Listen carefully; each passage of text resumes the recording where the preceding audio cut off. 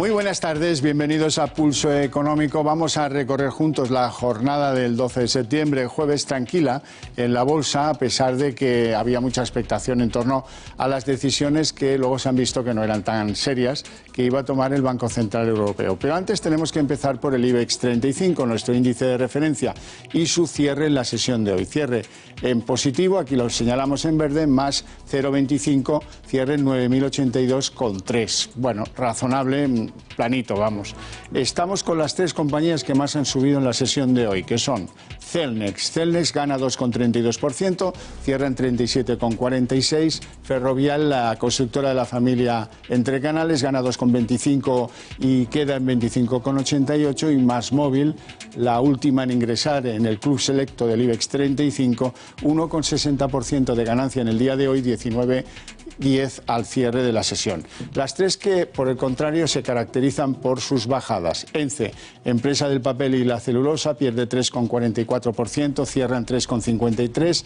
Viscofan pierde 3,11%, cierra en 43,62. Y el grupo hotelero Meliá, que se deja en la sesión un 3,03% y cierra en 7,37. Vamos a los fundamentales de la economía española. Pocos cambios, estamos en aportación al PIB cerrada a mitad de año 0,5%, estamos en la inflación. Está ya cerrada en agosto, acumula un 0,3% de avance de los precios. Estamos en el desempleo, también cerrado en agosto, que afecta a 3.065.804 personas. Y estamos con el Euribor, que, bueno, esto es una playa estupenda, acumula unos 12 meses de media, 0,370, una cosa maravillosa. Y vistos los números, vamos con las noticias en el día de hoy, que serán la sustancia de la tertulia La Barandilla. El Banco Central Europeo agrava la tasa que cobra a los bancos por sus depósitos un 0,10%. La pasa del menos 0,40 al menos 0,50. Al mismo tiempo, han decidido, no con unanimidad, pero han reducido la capacidad de compra de deuda, que parecía infinita, del Banco Central Europeo a los diferentes estados, que será, después del 1 de octubre, solo de 20.000 millones al mes. Los bancos españoles cotizan un descuento histórico en bolsa del 44%, y esto se ha calculado antes de estas últimas decisiones del Banco Central Europeo. Vamos con lo internacional. Estados Unidos ha decidido retrasar 15 días la subida de aranceles a China. Y en la contraparte, Pekín ha decidido aflojar la cuerda y eximir a 16 productos made in USA de nuevos y mayores aranceles. Hay una encuesta que tenemos que valorar, es una encuesta del Círculo de Empresarios, que dice que 8 de cada 10 empresarios opinan que los decretos del gobierno Sánchez son nocivos para la economía española. Hablaremos de actividad industrial, este es un tema muy importante, y de cómo los datos reflejan un frenazo en julio. Y además que estamos ya a un ritmo de crecimiento que es el más bajo desde la última recesión que tuvimos. En empresas, Iberdrola ha decidido inyectar 1.500 millones en Scottish Power, su filial energética escocesa, para protegerla de cara al Brexit. Este dinero proviene de la venta de un 40% de uno de sus proyectos estrella en el Reino Unido, que era una granja eólica marina muy importante. Por cierto, España en el Brexit se juega 77.000 millones y la salida es, como parece y como cada vez parece más, un Brexit duro y mal jugado por Boris Johnson. Y por último, en el asunto de los grandes temas de hoy, el gigante financiero canadiense, unos desconocidos en España pero muy importantes en el mundo, se llaman Brookfield, se alía con ACS, la constructora de Florentino Pérez, para comprar conjuntamente infraestructuras en Europa. Es decir, músculo para que ACS avance en sus inversiones europeas. Dicho esto, vamos a presentarles ya a nuestros invitados en esta tarde de jueves. Álvaro Climent, asesor independiente, buenas tardes. Buenas ¿Cómo tardes, está? ¿Todo bien? Todo bien, muchas gracias. Antonio Banda, CEO de Phil Capital, buenas tardes, ¿todo bien? Buenas tardes, todo estupendo. Bueno, tenemos que empezar por Mario Draghi, por esa decisión en la que los alemanes ya han hecho patente que no están de acuerdo con nada de lo que allí pasa. No ha sido por unanimidad, pero ha venido a encarecer los depósitos de lo que los bancos tienen en el Banco Central Europeo. Mala noticia para la banca y mala noticia para los gastones de Europa, porque el primo de Zumosol ya no va a comprar 30.000 millones mes de deuda indiscriminada de los países, sino solo 20.000 y bajando. Climent. Bueno, yo creo que el mensaje de Draghi de hoy tiene varias interpretaciones. Es decir, por uno de lo que has comentado, es decir, el QE va a ser menor de lo que los analistas esperaban, incluso alguno hablaba de 40.000 millones, solo de 30.000. Y luego la bajada de la facilidad de depósitos sí estaba descontada en cierto modo, pero es cierto que ha metido lo que se llama el tiering, es decir, ha puesto un escalado en el cual antes comentabas que va a haber una parte que queda exenta y que no se va a aplicar al 0,5. Esa parte es más importante de lo que parece, es casi la mitad de lo que hoy está como exceso de liquidez. Es un ahorro para los bancos de 2.000 millones. Eso hay que tenerlo en cuenta para todo el conjunto de los bancos europeos. Bueno, como es la penúltima, antes de que intervenga don Antonio Banda, como es la penúltima intervención de Draghi, la última será para decir bye bye, a ver si sois capaces de arreglar esto, que yo no. Vamos a recordar su figura, vamos a escucharla en directo en la rueda de prensa en la que comunicaba estos datos que les hemos venido contando, pero porque ustedes tengan presente al personaje. We decided to lower the interest rate on the deposit facility by 10 basis points to minus 0.50%. The interest rate on the main refinancing operations and the rate on the marginal lending facility will remain unchanged at the current levels of 0 and 0.25% respectively. Bueno, está claro que pertenece a la escuela de nuestros políticos que lo leen todo, pero bueno, Banda, ¿qué te ha parecido esta decisión del BCE? Bueno, tiene que leer obligatoriamente, ¿eh? Ya, bueno, o sea, no se puede en ir el de caso guión. de eso es, que no puede salirse del guión, porque para eso han estado discutiendo al menos tú lo que sabes, son. hay unas escuelas donde te enseñan a medio leer, a leer en un prompter, en fin, hacer una cosa pues menos... Bueno, lo deja luego para la sesión de preguntas, que al final ahí sí que se libera un poco. Pero efectivamente, o sea, lo que al final nos trae Draghi en su penúltima intervención es que más de lo mismo, empieza a olerse algo de recesión, ellos pretenden utilizar las armas que tienen y si pueden más, y desde luego el mensaje es un mensaje en el que su sustituta va a tener que seguir haciendo esfuerzos, ¿no? Y yo por el lado de algo que se esperaba como es la reducción al menos 0,50 del tipo, creo que los verdaderos sufridores ahí van a ser los inversores finales, o sea, el depósito bancario, que al subirle el coste, eso claramente lo va a trasladar, o sea, no va a ser ya una cuestión, y no estamos dudando de que si vas a tener que pagar cuando los tipos están negativos, el inversor, o sea, el depositante va a acabar pagando. Dos cosas, por si alguien tiene dudas. Pasar del 0,40, del menos 0,40 al menos 0,50 significa encarecer un 0,10% lo que le cobras a los bancos por esos depósitos. Dicho esto, sí, todo eso es cierto, pero han abierto muchas gateras, ¿eh? La gatera principal dice una exención para lo básico y fundamental, que a muchos con eso les sobra. Dos, el recorte de la compra de deuda, que oye, rebajar 10.000 millones de capacidad de compra mensual es una barbaridad. Es algo que yo, si fuera ministro de Economía de España, no dormiría bien esta noche. Pero bueno, claro. Y hay dos mensajes también que me gustaría destacar. A pesar de haber inyectado 2 billones desde el año 2014, las estimaciones de inflación y las estimaciones de crecimiento las vuelven a revisar a la baja. Es decir, seguimos en crecimientos cercanos al 1,2 en inflación y 1,4 en PIB. Es decir. Sí, el señor Draghi podía haber leído al principio de todo, no he conseguido el éxito que me proponía y hubiera quedado medianamente bien ante la historia. Bueno, yo creo que él tiene una parte que ha conseguido, ¿eh? O sea, que al final la despedida no tiene que ser en términos de decir que lo ha hecho mal, ¿no? Yo creo que... No. Pero vamos a ver, hay una primera parte en la que toma decisiones decididas y brillantes, y además el único que tenía un plan para aquella Europa desnortada con países como España que no sabían si subían o bajaban, era este señor Draghi, y luego ha reiterado más de lo mismo. Eso sí, añade una coletilla siempre que pasa desapercibida. hagan las reformas estructurales, que con esto no hacemos todo lo necesario. Pero bueno, este se ha convertido en un rituario coletilla que no sirve para nada y que no ha sabido imponer en los diferentes países. Bueno, es que él no tiene capacidad para imponerla. Al final la fiscalidad está cedida a los gobiernos, ¿no? Entonces, o a los parlamentos también, que pueden intervenir. Entonces él puede recomendar. No sé si se está mojando o si se está pillando por hacer esa recomendación, ¿no? Lo que sí que él tiene que trasladar es cómo ve la situación económica y cómo, desde la parte que a él le corresponde, tiene que tomar medidas. Esa es donde puede intervenir. Bueno, pero él se sienta con los gobernadores de los bancos centrales de todos los países adscritos a la disciplina del Banco Central Europeo y basta con decirles, oye, cuando volváis a vuestros países, imponer un criterio.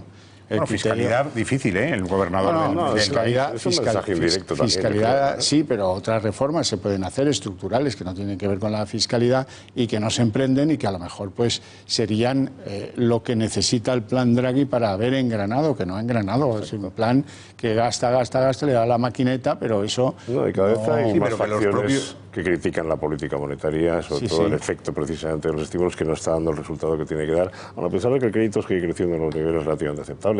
Y yo creo que lo que está diciendo Draghi es, señores, la capacidad de la política monetaria se está agotando, es decir, estamos llegando a los niveles en donde la capacidad de maniobrar ante una recesión es difícil.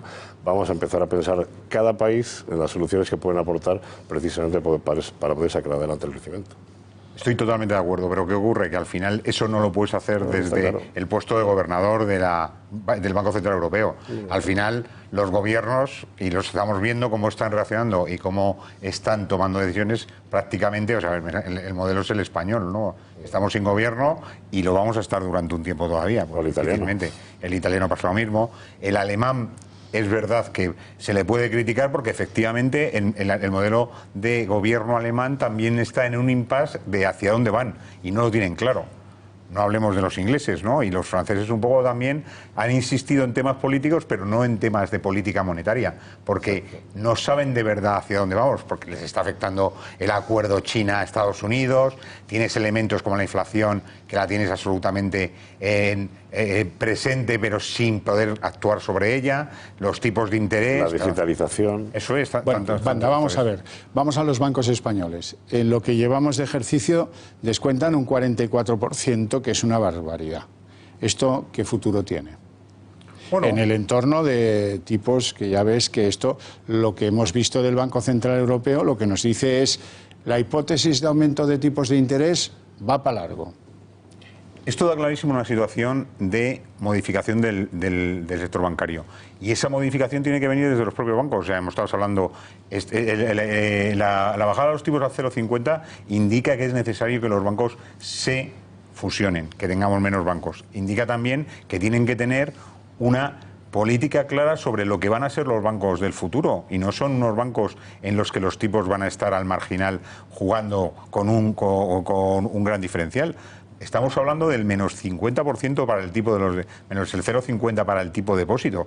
Es una cosa que es un entorno absolutamente distinto al que han jugado los bancos en los últimos siglos. Entonces, algo tienen que inventarse. Yo separaría en tres grupos el sector bancario español. Tienes Bankinter, que va por libre, que está cerca de una vez su valor contable. Luego tienes los dos grandes, Santander y BBV, que se mantienen todavía en niveles de precio-valor contable en el 0,65, 0,7.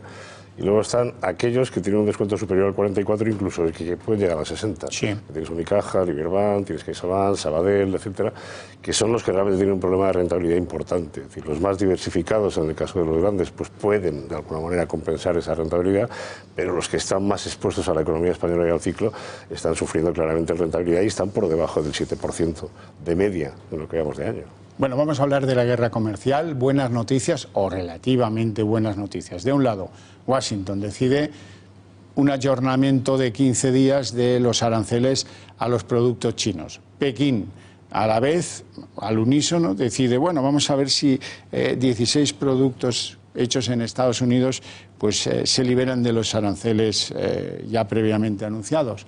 Parece que cambia el viento, ¿no? Bueno, son personas, de vez en cuando muestra algo de humanidad, ¿no? Es decir, digamos que Trump lo que ha hecho ha sido respetar el 70 aniversario de la celebración de la República Popular China, que se hace el día 1 de octubre, y como mensaje de amistad, pues les ha retrasado dos semanas la aplicación.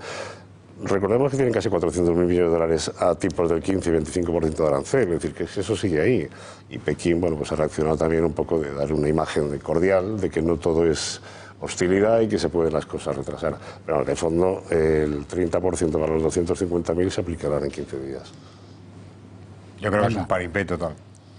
Está negociado esto, se van a llegar a un acuerdo y nada más. O sea que todo esto es calentar al público, mover los mercados y esperar a que ya no haya más cosas. O sea, tendremos alguna noticia mala más para que esto caiga, pero yo creo que tiene un acuerdo clarísimo, porque no tiene ningún sentido que no lo tengan. O sea, iniciar una guerra comercial a ninguno de los dos les sirve para nada. Bueno, ya ve usted el Brexit, ¿eh? Que tal como ahí está, hay uno, no hay dos, ¿eh? Bueno, luego hablaremos, o hablamos ya del Brexit si quieren, porque atención con lo que le cuesta a España un Brexit salida dura. Dicen los expertos que unos 77.000 millones de euros, y en empleo nadie se atreve a hacer las cuentas, pero es una barbaridad en términos de empleo también. A ver, los 77.000 son las inversiones que tienen estas empresas ahora mismo en Reino Unido, y luego además 126.000 empleos, que no se nos debe de olvidar.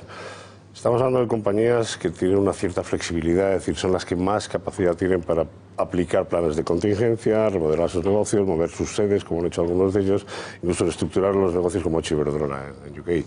Es que es una cifra impactante, sí, pero que también es cierto que esas compañías tienen más capacidad siempre de enfrentarse a un momento difícil como puede ser el del Brexit, que todas las pymes y pequeñas empresas que no están ahí incluidas y que probablemente sean las que van a sufrir mucho más: la exportación de productos agrícolas, la exportación de coches. O sea que eso se va trasladando ya a un escalón. Exacto. De pequeñas empresas, de ahí sí vamos a ver una gravedad importante. El negocio turístico en España, que se va a ver afectado naturalmente, exacto. Y tantos que se ganan la vida hoy exportando al Reino Unido todo tipo de productos agroalimentarios, sobre todo, pero también manufacturados, ¿no?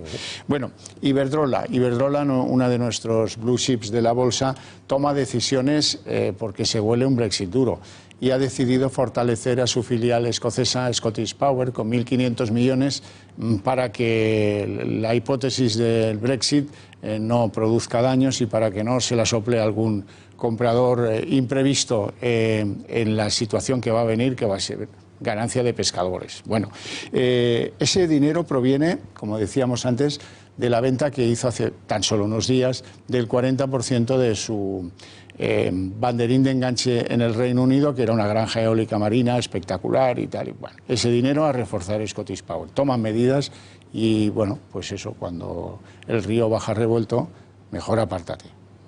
Bueno, está claro, o sea, Iberdrola tiene claro que su situación es estar dentro del Reino Unido y está preparándose para cualquier tipo de Brexit, el duro, el blando o lo que sea. Eso es, o sea, que ellos tienen claro que esto va a pasar. Y no saben ahora mismo cómo les va a afectar, pues efectivamente están estudiando qué cosas pueden hacer para que cualquiera de los escenarios les haga estar con una salida fuerte, ¿no? Yo creo que Iberdrola tiene una posición tan importante en el Reino Unido que a lo mejor podríamos hablar ya casi de una empresa más británica que española, ¿no? O sea que al final es algo que tenemos que tener en cuenta, ¿no?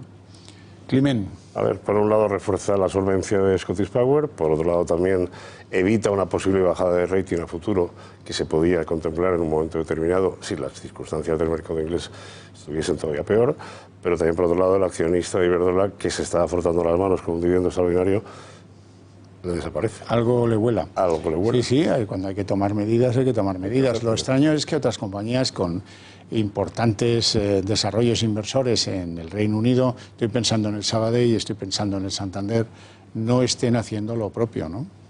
Bueno, yo no creo que no. O sea, al final el Sabadell sí que está haciendo un análisis de cuál es su posición. Incluso ha habido rumores de que podía estar pensando en salirse. En salir y entonces, si al final no sale, está claro que tiene que hacer esa contingencia que has hablado antes, porque su mercado no va a ser el mercado que tiene ahora mismo, ¿no? Y al final, si no es lo mismo ser una empresa local que ser una empresa española, que lo estamos viendo para la propia Iberia con AIG, ¿no? Y el Santander también, esa parte suya de Santander UK está teniendo su propio... O sea, yo creo que estarán pensando en un momento dado la posibilidad de separarte y ser una filial participada que no tiene nada que ver, o sea, que tu propia contabilidad incluso va de forma distinta, que no es una... Poner un cortafuegos. Está claro, o sea que... Claro. Porque en el terreno de los velociraptores, en el mundo de los negocios, hay una cosa que me gustaría comentar porque es interesante. La bolsa de Singapur le echó una oferta, un bid, a la bolsa de Londres, 33.000 millones, que ha sido rechazada, pero que bueno, estas cosas vamos a acostumbrarnos en los próximos meses a verlas frecuentemente, porque alguien va a querer aprovechar, hombre, qué oportunidad, estos se van a, por ejemplo, lo que decía usted, el Banco Sabadell, se quieren ir, pues me voy a quedar su banco británico a un precio de rebajas. Exacto. Sí, al final es hacerse fuerte, digamos, en la posición. Lo que es curioso que comentas de la bolsa de Singapur es que no afectó a BME en la cotización en España. Es decir, yo que pensaba que tendría una reacción inmediata por la prima que de alguna manera estaba ofreciendo la bolsa de Singapur, aunque luego Londres ha dicho que no. BME no ha reaccionado. Sí ha reaccionado posteriormente con algunas declaraciones en cuanto a que van a sacar nuevas vías de negocio, van a buscar nuevas formas de rentabilidad, como aviso para decir, oye, no estamos parados, que las cosas las estamos moviendo. No soy yo muy partidario de reclamar lo que se apuesta uno un día de buena fe, pero algunos ha habido que han pasado por esta mesa y que apostaban porque de ninguna manera se van a repetir las elecciones. Bueno, parece bastante claro que las elecciones se van a repetir, lo digo porque, en fin, algunos ganamos las apuestas, otros las pierden. En cualquier caso, hay una encuesta muy interesante del Círculo de Empresarios que su rutilante nuevo patrón, John de Zulueta, presentaba ayer y que quiero que comentemos. 8 de cada 10 empresarios, es una encuesta, 8 de cada 10 empresarios encuestados considera que los decretos del gobierno Sánchez, cuando los hubo, son nocivos para la marcha de la economía española, lo cual no es decir nada nuevo, pero sí que es poner en evidencia que los empresarios, aunque, bueno, pues están en no significarse, porque este es un país que vive muy colgado del BOE y no queremos tener averías por alguna declaración un poco suave de alguno de nuestros líderes empresariales, todos ahí pues bueno, conllevan, pero a la hora de hacer encuestas anónimas son claros y, vamos, del todo exigentes. Medianos. No, evidentemente el mensaje, al margen de que efectivamente los decretos leyes que se han aprobado este año han incrementado los costes de las empresas, tanto en cotizaciones a seguridad social, el salario mínimo interprofesional, etcétera, que han afectado a la inversión extranjera, han afectado a la creación de empleo. El mensaje es a los políticos claramente, oiga, por favor, vamos a tener un gobierno estable sin extremismos, vamos hacia una solución, la que todo el mundo hablaba de PSOE más ciudadanos probablemente, que permita de alguna manera tener cierta estabilidad, porque es que nos metemos en un problema de desaceleración económica tremendo en la segunda parte del año. Y la única forma de poder enfrentarse a él es con medidas estructurales. Bueno, como hay un principio de la economía que se enseña en primer curso y se olvida en segundo, que dice que lo que no se mide no se puede arreglar, vamos a situar en el terreno de los números los decretos del gobierno de Pedro Sánchez. 30.000 millones del ala. Eso es lo que han costado los que ha producido el gobierno de Pedro Sánchez con claro ánimo clientelar, con claro ánimo de ganar las elecciones, como sucedió y como las encuestas dicen que sucederá, en base pues a ofrecer lo que este país a lo mejor no puede permitirse a los electores. Manda. Sí, en otros países está prohibido. O sea, al final hacer estas cosas, que es hacer unos decretos que además aplican directamente al presupuesto sin que haya presupuesto, porque lo hayas tenido que prorrogar, y siendo la causa además de la convocatoria de elecciones, sería imposible hacerlo en países como en Alemania o en Francia, incluso en Estados Unidos, O sea, al final está muy limitado el gobierno a través de decretos. ¿Qué ocurre? Que aquí pues es abrir la mano al populismo, al progresismo y a todo eso, que efectivamente lo que yo creo que el gobierno en funciones actual ha visto es que puede ganar las elecciones haciendo ese tipo de cosas, que no sé si efectivamente va a tener razón, ya lo veremos. Bueno, pero esos 30.000 millones que comentaba don Javier, claramente se ven hoy en el CIS. Hoy el CIS acaba una encuesta que le daba 189 escaños al Partido Socialista, que sumaba más que todo el resto de las fuerzas principales de este país. Incluso ganaba en Francia. Exacto, ganaba en Francia, que las Italia, encuestas Alemania, de Tezanos y parte de los países escandinavos. ya los vamos conociendo. Exacto. Bueno, a veces en fin, hay una serie de fondos de inversiones muy conocidos, muy famosos, actúan mucho, en fin, y salen mucho en los papeles. Y de vez en cuando uno descubre, estoy pensando hace 2 décadas, el fondo de las viudas escocesas. Demonios, si a la chita callando tenían de todo en todas partes. Bueno, esa debe ser una historia parecida a la del gigante financiero canadiense. Me está mirando los números y son apabullantes. Se llama Brookfield. ¿Y con quién van a ir a hacer o a cometer nuevas inversiones? Pues con alguien que ha demostrado que sabe buscar, encontrar y comprar, con ACS, con Florentino Pérez. Brookfield, ¿qué le parece a usted? Esa sociedad para acometer compra de infraestructuras en Europa. Son compañías que lo primero que buscan es la legalidad del país, ¿no? Y hemos visto que además en España estamos teniendo muchos problemas por grandes inversores en tema de inversión solar, en renovables, todo eso. Entonces, inseguridad legal. La seguridad jurídica es un problema porque esto es su base, ¿no? No son gente que se arriesgue y tienen muchísimo recorrido, fondo, pasta. Sí, o sea, tienen ahí unos bolsillos profundos. Y yo creo que al final, pues España sigue siendo un país de oportunidad, ¿no? Y para unos canadienses siempre, de hecho hay muchos presentes canadienses en España y va a haber mucho más porque somos un país de oportunidad y somos un país donde hay muchas industrias que todavía tienen recorrido, ¿no? Entonces, pues bueno. A ver, que un gigante como Brookfield, que maneja casi 400.000 millones de activos bajo gestión y que ya su consejero delegado en una entrevista que le hicieron en su día quería invertir 10.000 millones en España, ya tiene Xelio, ya tiene Saetagil, y me parece una grandísima noticia. No solamente coja ACS, que efectivamente puede elegir muy bien sus inversiones, sino que quiera invertir 10.000 millones en un país como España en la situación actual, deja mucha tranquilidad, sobre todo al sector de infraestructuras, que parece que lo están haciendo muy bien, y donde la estabilidad a medio y largo plazo pues parece que no se pone en entredicho, o sea que me parece una noticia excelente. Bueno, y además pues es bueno que ese país con el que tenemos poca relación comercial, pues de una manera, ellos la tienen con el pariente inglés, que para eso pues son socios y hermanos de la Commonwealth, descubra España, haga negocios aquí, les salgan rentables, tome confianza, y eso también supondrá un tirón de arrastre para otros fondos, que los hay, canadienses, que estén interesados en venir para acá, ¿no? Buena noticia muy buena, por tanto. Yo la veo, ¿no? Y el año que viene ya saben dónde hará la gira de verano el Real Madrid. Toronto, Ottawa, Montreal, ese tipo de cosas. Claro. Bueno, no tenemos tiempo para más, si acaso alguna ironía como esta que se me ha escapado a mí, que espero que Florentino se tomará bien. Gracias por su interés y su atención, les espero a las 8 en punto mañana viernes.